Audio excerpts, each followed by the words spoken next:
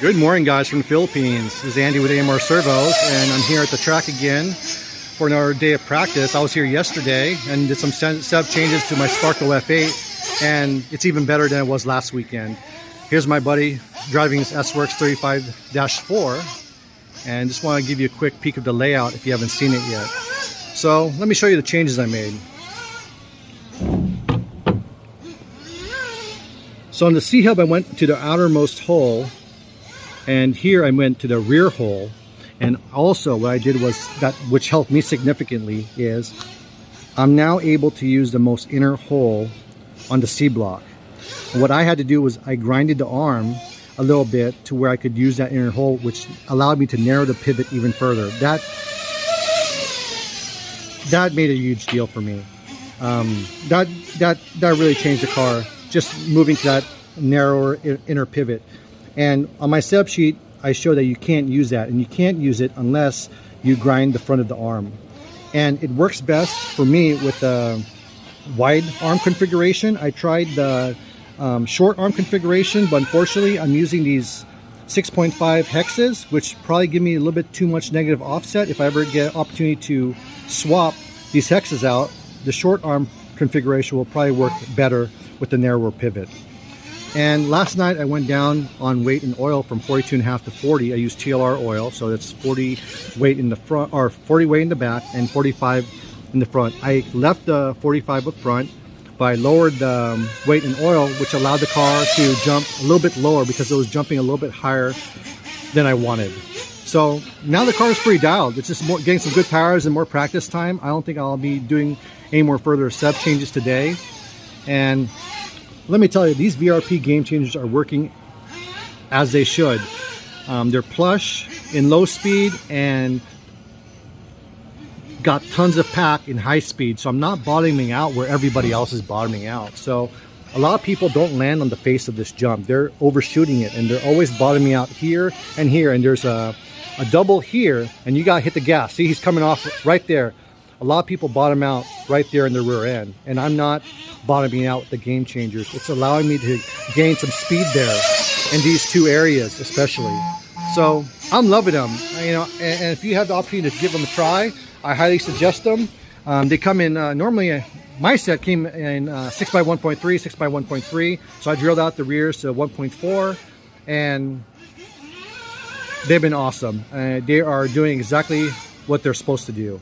So if you have an opportunity to give them a try, I highly suggest you give them a try, especially if you have a track with tons of jumps like this. I mean, you can jump here, jump here, jump here, jump there, jump there, jump there, another jump there, jump there, jump there, triple double, double, double, double, another double, then another jump there, another jump there. So this track has tons of jumps, tons of elevation changes, and it was the perfect track to test the durability of the Sparko F8, because if you saw my previous video, the designer and the owner of Sparko were here for the Philippine Masters, and they found that the upper arm was breaking, so they improved that. And I've tested the plastic upper arm, and it's holding up because it's got a lot more flexibility. So good on them for making that change, because the upper arm is far more durable.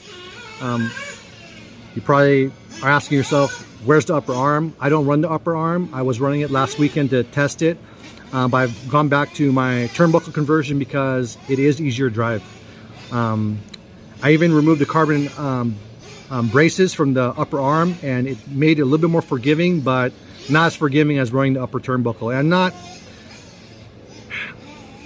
an expert enough to explain why it's making the car more forgiving, but if I were to guess, it's because it allows for a little bit more articulation. So yeah, so if you're looking at my car and it's like you're asking yourself, hey, where's his upper arm? Well, that's the reason. And again, I'm running the Mugen springs front and rear. Yeah, that's about it. Anyways, I see a lot more guys, you know, getting their kits now, especially from Europe, and next couple of weeks, I'm sure a lot more guys will be posting up from the USA. They'll be getting their kits soon. So yes, hopefully the group will have more posts other than myself and a few others to you know, for others to be, you know, for other people to share their feedback and questions. I look forward to it, man. So if you guys have any questions, feel free to message me directly or post up in the group. you guys have a good weekend, and I'll try to get some footage of the car later this afternoon if someone is willing to help me take some footage. Right now there's not many people here at the track, but I'd love to get some footage of the car to kind of show you what it's doing. And if I could do that, I will. Again, thank you so much for your time and have a good weekend. Hey guys, done with practice. Just want to give you some build tips here. I recommend switching these screws out from the stock button head screws to these countersunk screws with a countersunk washer. Richard, the designer, when he was here for Philippine Masters, suggested this to me, and I'm suggesting it to you guys and passing it along.